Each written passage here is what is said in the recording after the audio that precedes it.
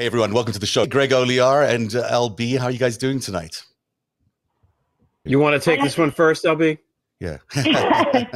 I'm doing okay. I'm making it through. I'm glad I'm here. I didn't really expect I'd come right back, but I felt like I left everybody a little sad, just fine.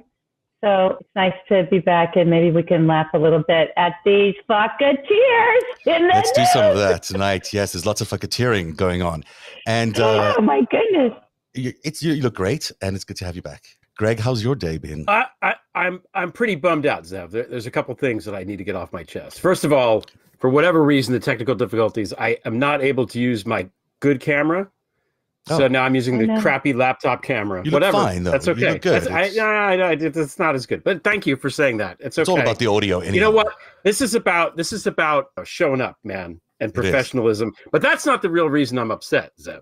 Yes. The real reason I'm upset is because I agreed just this afternoon I'm not allowed to spend more than $50,000 on anything until not today. Yeah.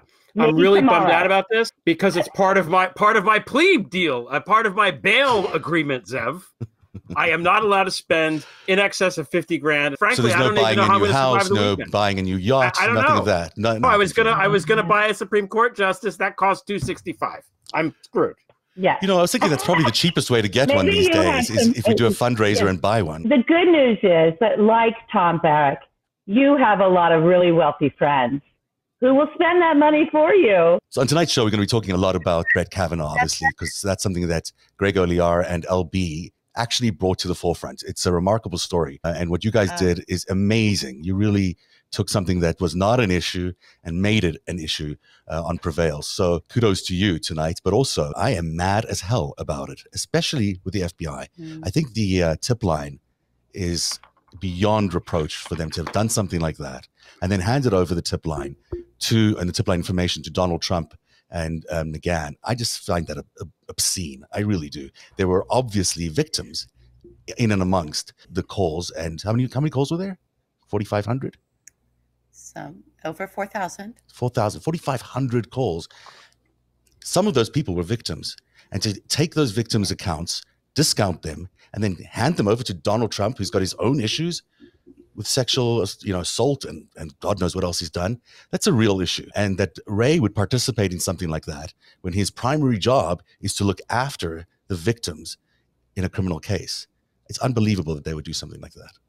The article that Frank Fergluzzi wrote, I think at the time, said that the FBI case was going to be extremely limited in scope because Trump was in charge of deciding what they could investigate and what they couldn't. Right. So this was never going to be a big investigation. It clearly wasn't because it was over. And you could have binge listened to The World Beneath and the FBI investigation would be over in the time. So, there's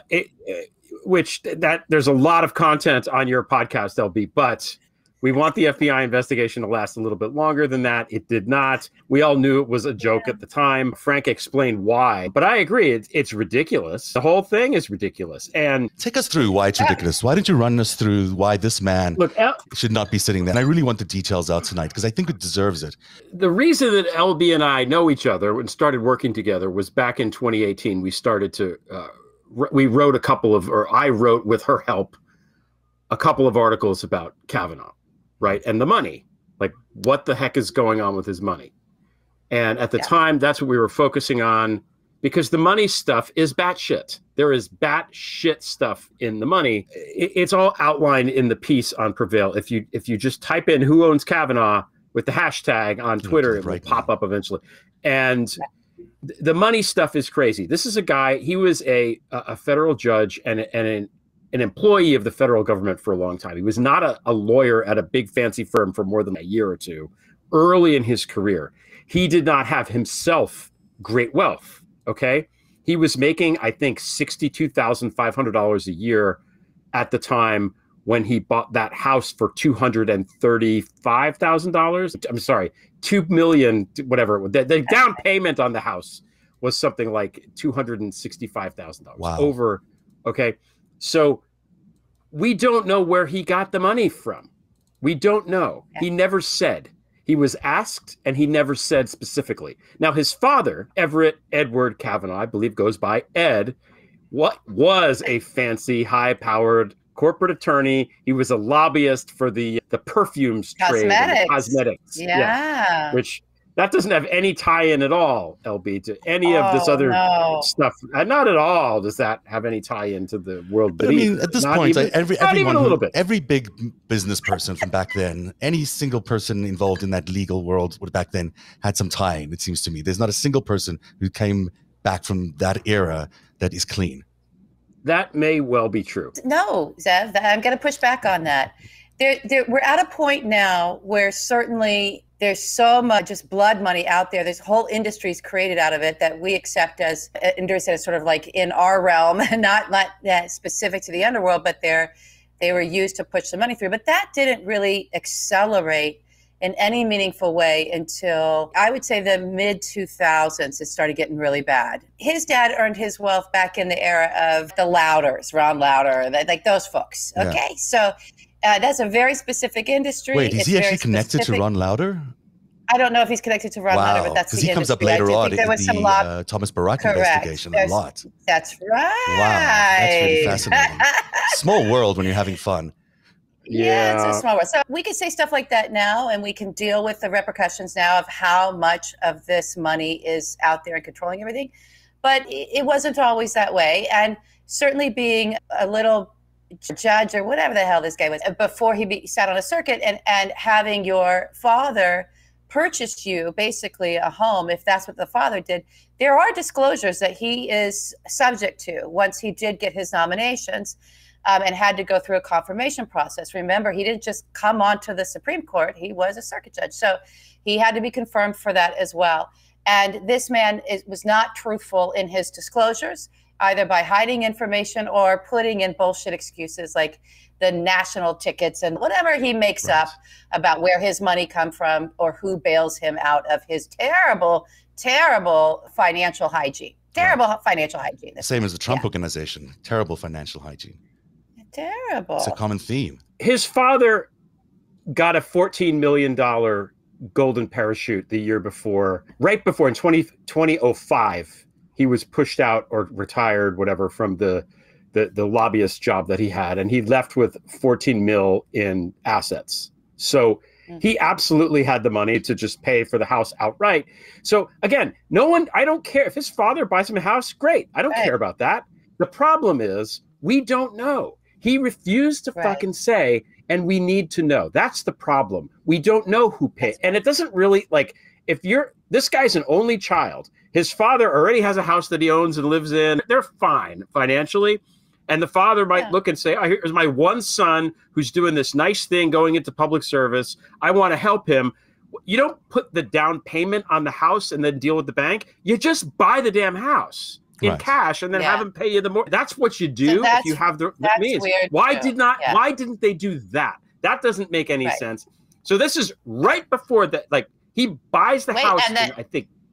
Go ahead. And the country club, 2 country club memberships and private education for his daughters.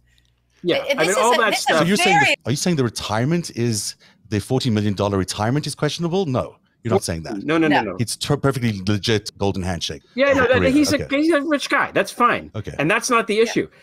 Brett Kavanaugh moves into this house. The mortgage and the taxes on the house are higher than what he can pay on his salary. It's just fucking math here. Based on the salary.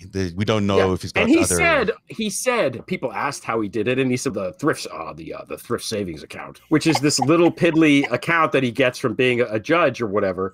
There's not enough money in the account to pay for this thing. Now, people lie on their taxes, right? Maybe he's lying on his taxes. I know that as a judge he shouldn't, but maybe he's lying on his taxes. It doesn't add up. The math doesn't add up. And again, if his father wants to, if his father wants to float him, I don't care about that. No judgment. Good. God bless him. It's his money. He can do whatever he wants. The thing is, we need to know. The American people need to know, because if he just went out and said, yes, my father is rich and he bought the house, then this would all go away. But he didn't do that. So why didn't he do that?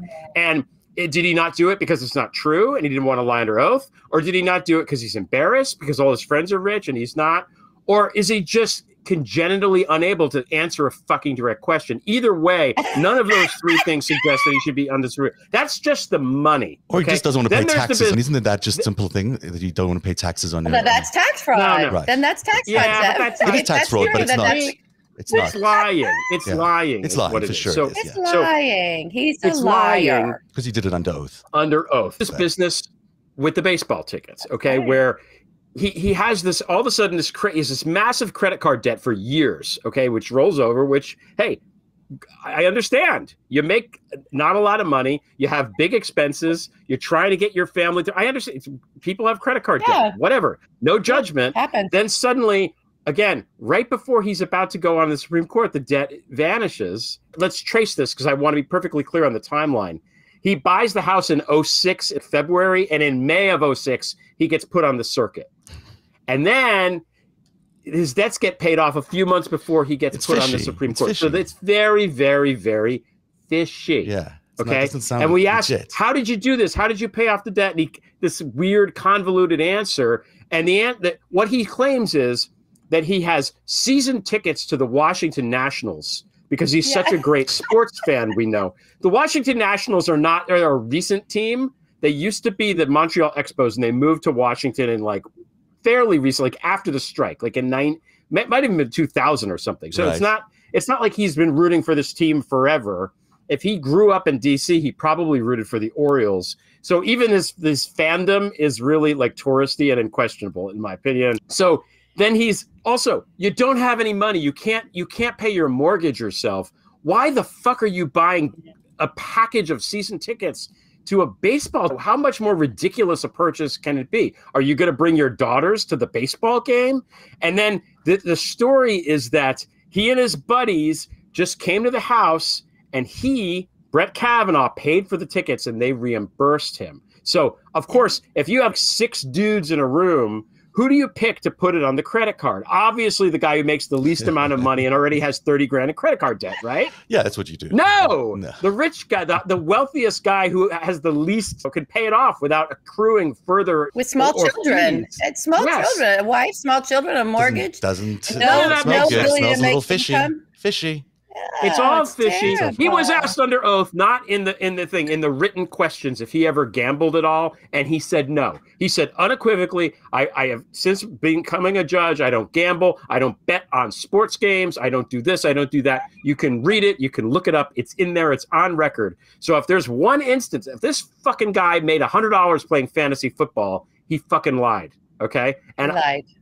Yeah. The boom and bust nature of what he's doing, combined with the fact that he's a spoiled brat, combined with the fact that he's a known sports fan, a really big sports fan. He's such a big sports fan that he actually had a pretty good ruling about the NCAA last month, right? Where he liberated college kids to be able to make money from their likenesses. So good on you, Brett Kavanaugh. But that doesn't change anything because he shouldn't be there. But there's also the fact that he's a complete sexist and abuser and has a long history of degrading women in many, many ways. Since we wrote our five-piece article, I can't remember her name, the attorney who was working with Ken Starr and had the affair with Ken Starr. I'll pause this. We all silently throw up in our mouths. Yeah. So she was berated and treated belligerently by this guy. She told Ken Starr, this guy can't do anything. He's a fucking menace. Right. That was a long time ago. That was during the 90 whatever, during the Clinton impeachment. And she confirmed what we already, I think, knew, which is that it was Brett Kavanaugh's idea, this fine, upstanding young man, to ask all the dirty, sick questions about what exactly sexually he did with Monica Lewinsky, which is just disgusting and awful and vile. But completely consistent with the personality of, 1, a guy who doesn't like women, 2, a guy that forces himself upon women, and 3, a guy who would laugh at the joke, misogynist, dirty joke emails. Alex Kaczynski, his mentor, who was the district court in California, had this thing called the Easy Rider gag list, where it was one of these early email mailing lists, and he would send out these like kind of gross jokes that were all sexist and vile. He was also sexually harassing the women who worked there in such a way that people knew about it, like at Yale in the 90s. If you're a woman, you don't want to work for this guy. Right. That's who stood up in 2006 and said, Brett Kavanaugh's a great guy. this guy. Atsets was the guy that vouched for him, and he also had a private website with a lot of compromise on it, frankly. That was either his private porn collection. It was on individuals. That it was a strange thing. He was somehow savvy enough to have this private website back in a time where they were still just dial-up a lot of places, yet not savvy enough to know how to make it truly private, and was accidentally exposed himself and all this porn. So I don't know who set that up for him. It's very interesting. I think it was called, it was like Kaczynski.org, and then you had to know that it was like slash porn. Yeah, something. And if you knew that was there, it was just open. But you had to know what the URL was. This is early 90s. Pre-passwords. For me, the issue is, of course, Kavanaugh. But what the FBI director has done is inexcusable. To have so many complaints come in, a tip line, who even does a tip line, and then to collect all this information and then hand it over to the very people who are conspiring to put a justice like this on the Supreme Court is untenable. It's unbelievable. It just smells so bad, and it's a cover-up. There's no other way to describe something like that. Surely the FBI director should resign under any circumstances for something like this, but especially for something like this, he should resign. I mean, he's taken a year and a half. How long has it been now? Since 2018. To declare all this information. All of 2018. It's unbelievable that we did not know that there was a tip line. Long enough that we now control the presidency and both houses, though. Right. Okay. That is a thing. Maybe he does have some sneaky thing. Look, but long enough to also give him another justice. We'll be right back. So I'm not a great sleeper, as it turns out. I needed to be freezing, cold, and completely dark, and then I cocoon myself in pillows. Even then, sometimes I toss and turn all night. I thought it was stress about politics, maybe the pandemic, who knows. But recently I took a sleep quiz, and I realized it was my mattress that was all wrong for my style of sleeping.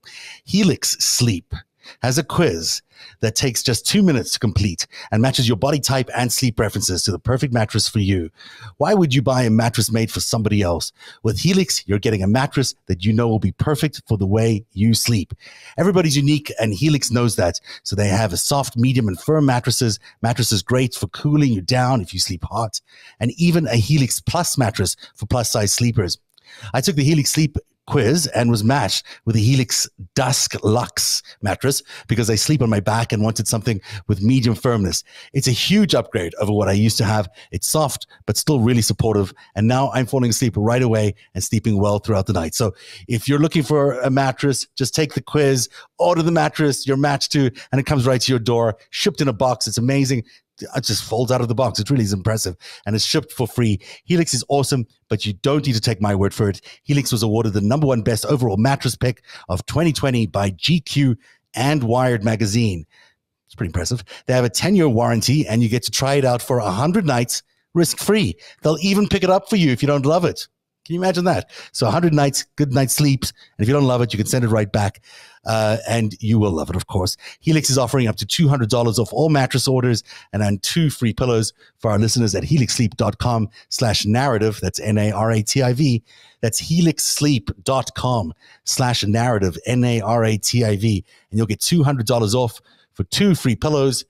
Tell them I sent you, and you won't regret it. I promise that. It's a great mattress. Great mattress.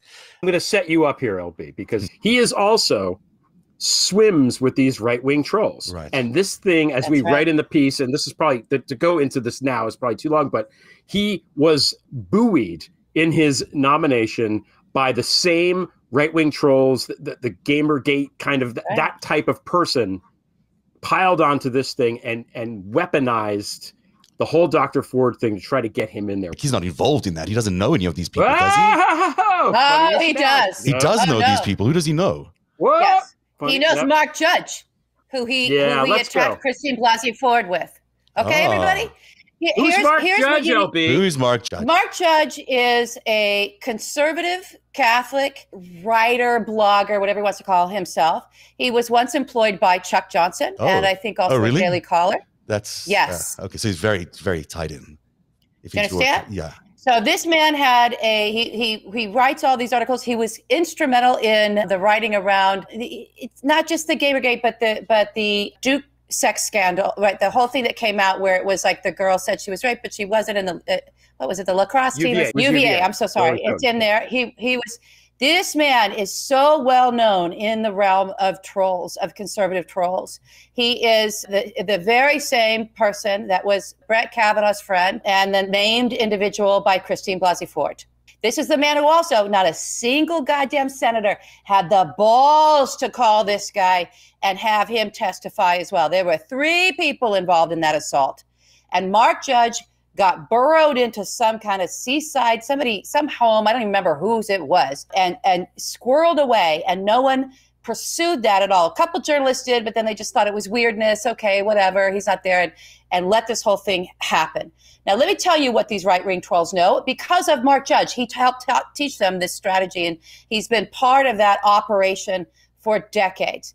Is that if you make it a he said, she said, any of this stuff, if you put things in the realm of sex, in the realm of assault, in the realm of he said, she said, the guy is always going to win.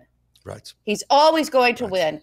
And all of this stuff around Christine Blasey Ford surfaced right after Cory Booker, the senator that Brett Kavanaugh, in his actual confirmation hearing, because that was not a confirmation hearing, that stuff with Christine Blasey Ford. That was a separate thing.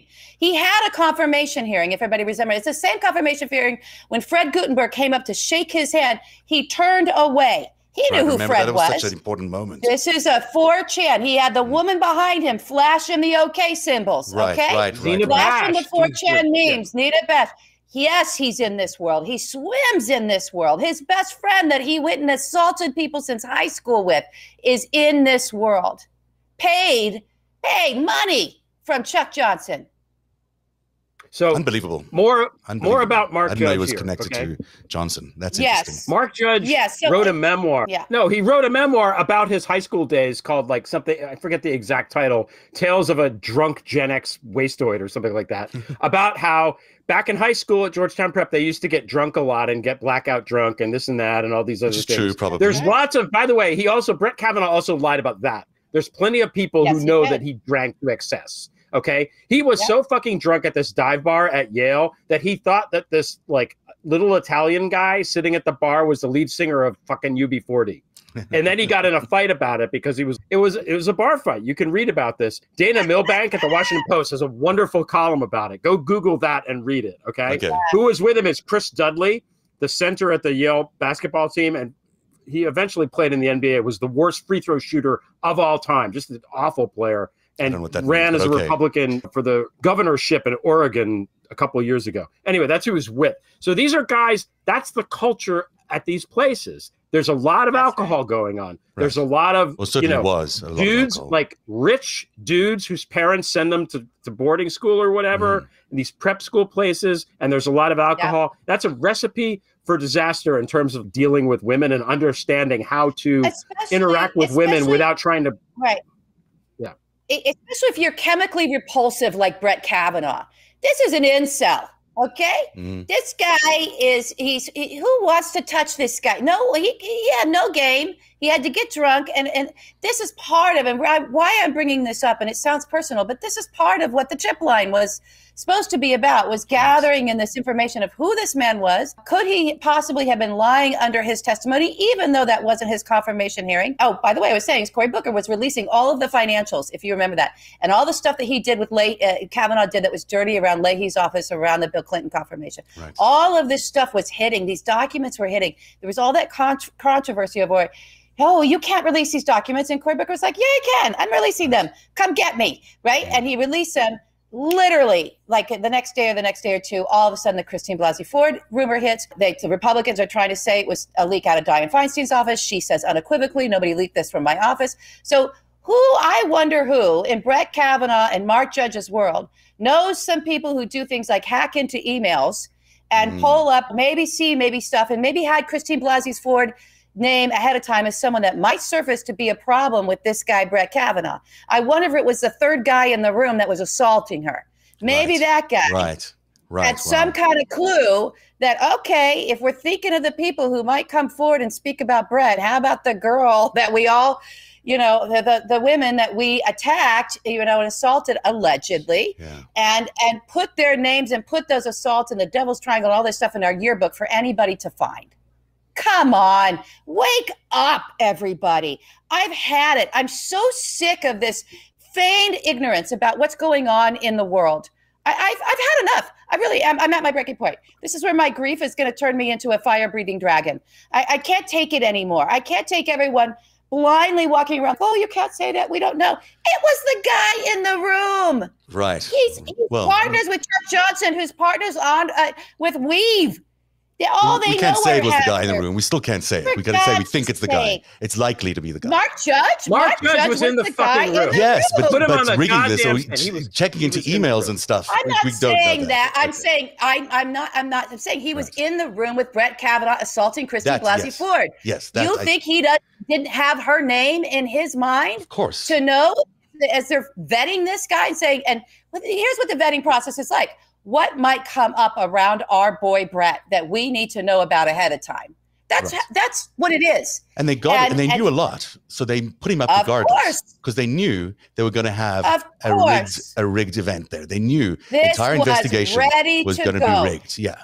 This whole thing was ready to go. So let's focus on that. Boy, did they launch it. Kavanaugh is a shit. We know that. But the cover-up is inexcusable. The fact that there was collaboration between the White House, the FBI director, and whoever wants this judge to become a justice, the fact that that collaboration existed is a conspiracy. There's just no two ways about it. All the people involved in that. Collaboration? Be specific. The collaboration, the fact that you had the FBI director agreeing to take 4,500 tip line complaints and give it to the president of the United States, whom he knew was also previously accused and has been under investigation for very similar things. That to me is unbelievable. Let me say it's this. An abuse of power. Yeah, okay. Let me just say this, since you're saying that, and I'm not disagreeing with you. I just want to put this information on the table as well for everyone.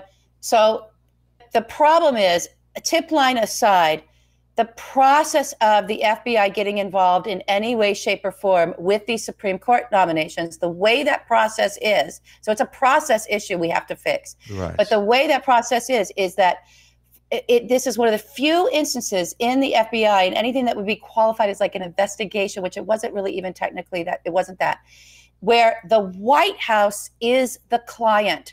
The American people are not the client. The White House is the client. He had to turn all of that over to the president the way it flows. Now, that's very separate. It can't be true that the American people are not the client.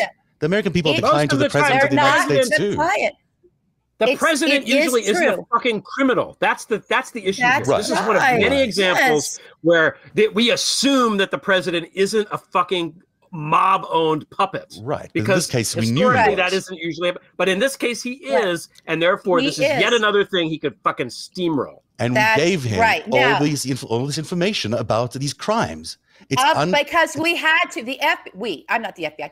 The FBI had to. They're obligated to do that. No, they're obligated to protect the victims of these crimes. That's what they're obligated to do. That's an additional thing. That's the thing. That's the number one thing the FBI is there for, is to protect the victims of crimes. Not in this instance, Zev. I need you to get. Not in this instance. Not in the instance of doing the background stuff on Supreme Court nominations. It's not. I know what you're saying. It's a dual thing. But here's where I'm complete agreement with you. Complete agreement is that if coming into that tip line. By the way, no tip line had ever been set up before either. So. Chris Wray, I'm not a fan of him. I do think he needs to step down and resign. I think this is atrocious, right? However, they never had a tip line before. So by opening up that tip line and knowing that everything that came into that tip line was by the rules going to be given to the White House and the White House counsel, it means that the cover-up lands on Donald Trump and Don McGahn's head as well. It's on their heads now. They can't escape this cover-up. So if there was, so as horrible as it all is, it's a bit of a trap. Now, if there were actual crimes that were still under the statute of limitations of being able to be pursued and investigated that were not pursued and investigated, then that is really serious. Yes, and that's obviously what happened. There must have been victims. Well, we don't know that, but what I do know is that 4,500 cases. Here's what I can tell you for a fact. Yeah. Tip lines were coming in around Mark Judge's YouTube channel. I know this for a fact. Okay. Talk about the YouTube channel, LB. His YouTube channel, he took down, he stripped down as soon as his name hit the presses, and we found it. And there's a couple of incredible Twitter followers who found that YouTube and exposed it. Now, what was everybody wants to know, what was Mark Judge's YouTube channel? It was full of young women. It was like a Playboy centerfold spread without the nudity, but close. There was a woman that was a young woman, hard to say any of their ages, very much looked like 18, 19 at best. Okay, everybody? So I don't know where these girls are coming from. Was there a casting agency involved that Mark Judge was working with to put these girls? He was making not cheap videos, okay? There was production quality, there was sound quality, there was music that was licensed, or he was composing the music himself. This was his like little fantasy channel. And these young women, or some to me look like girls, so one of them is covered in Barack Obama's brother in Kenya, a horseshit propaganda at a Breitbart, okay? Covering her, right? And she's naked underneath, and they're all What do you mean seductive. It's covering her? What does that mean? She's lying Physically naked on a covering her. mattress, and it's physically covering her naked parts. Oh, okay. Then there's all these tracking shots over these girls' bodies. What is this? Is it a catalog? Are we shopping for these girls? What the hell is this thing? Is it an incel masturbation channel for Brett Kavanaugh for their youth? I have no idea. We have no idea. I know the tip lines are coming out. Where did these girls come from? What are the age of these girls? Please go and investigate where these girls are coming from. What are they? How did he recruit them? Did he pay them? Is this a professional casting job that went on with this? Oh, all of these questions and tips coming into the FBI. So I don't know. I just know that that website got yanked down real quick, but not before we archived it all. The internet is forever. One more thing about Mark Judge is that if you were the guy in the room, okay, and your buddy was being falsely accused, what would you do? Would you demand to be seen by the senators and testify and tell the truth and clear your good friend's name? Or would you be literally flee so that no one could find you? Because that's what Mark Judge did. The guy was gonzo. He just left town. No one knew where he was. He turned up at some beach house in Delaware. Owned by a political operative. Unbelievable. Yeah. When the reporters found him, he asked, "How did you find me?" So, and apparently he has some bullshit excuse. He was too like mentally whatever to testify. He was he's too much of a fucking snowflake, this guy. I don't care. Put him on the fucking stand. Yeah. This is a lifetime appointment at the Supreme Court, for God's sake. We need to know the answer to these questions. And Brett Kavanaugh hasn't given us the ability to know whether it's the thing about his debts or whether it's the thing about Mark Judge and the horrible thing that happened. We don't know. Or there's 4 or 5 lies that we've just recounted. There's probably other ones too, going back to the time when he was in the White House, the office of the, what is it called? The White House counsel's office, legal right? Counsel, yeah. But yeah, isn't there also another thing here that's sort of keep driving at? The fact that he participated or was the beneficiary of a conspiracy to obstruct justice. And that's what I think the calling line, the tip line is an obstruction of justice for 4,500 people potentially, but obviously a little less. But still, that is an obstruction of justice. And if you've got a conspiracy there and Kavanaugh is the beneficiary of that, that's a problem, clearly. The other thing that's very curious is that a lot of other judges and appellate judges, right, not little, right, put together a complaint, a formal complaint about Brett Kavanaugh saying that he wasn't fit for the bench. And there's a process for this. It's like a whistleblower kind of thing, but it's a reporting thing when it comes to the judiciary. It got submitted, I think it was in the Colorado and a Supreme Court there, because for some reason that was the process where it would then supposed to be heard, and this was supposed to go through this whole process. And in swooped John Roberts, and he took that thing and he buried it. Wow. And then, just to add something before we get to our next segment. Why is everyone covering up for this guy? Is he sitting on a trove of some kind of incredible, horrible compromise? I mean, like, why? The only person willing to do this job, probably. They have a list. They have a list a mile long. Or is he just so compromised that they believe they could fully own him? That's probably What is it? That's probably It's one or the other, because it makes no sense. I'm sorry, Greg did this whole. He did a thing on all these judicial appointments. Everyone needs to go back through all those Prevails. They're incredible. I just worked with this thing on Kavanaugh because I can't take it. I can't take it. It's gonna make me crazy if this information doesn't get out there. Greg worked with other underwriters and put information out about how Clarence Thomas is compromised and what's going on there. And now even more has happened since January 6th with his wife, Ginny, who helped fund that insurrection. Then we have Amy Coney Barrett. Guess what, guys? We're stuck with her. We're stuck with her. There's nothing we can really do about her. I'm sorry. Gorsuch is stuck with Gorsuch. This isn't about just trying to get rid of any and all things that Donald Trump did. It's also not about the fact that Leonard Leo and the Federalist Society doesn't have a list a mile long of people that they could put in this guy's place. Why did they put this guy up? Why?